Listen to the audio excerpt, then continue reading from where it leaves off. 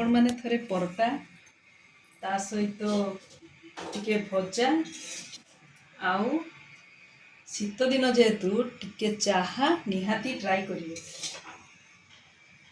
हेले आपको केमती लगुची आपन करिए ठंडा दिन में निहाती चाहाटा ऑप्शन टिके रखा उचित।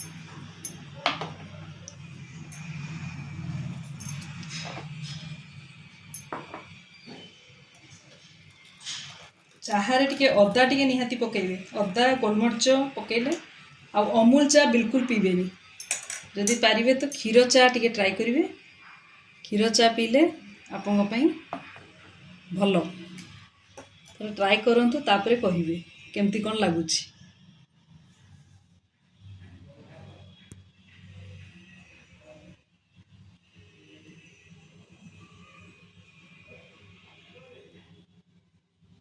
शीत दिन ब्रेकफास्ट गरम गरम चा सहित परोटा सहित आलू भजा बहुत भल लगे खाइया को थोड़ा ट्राई करंतु।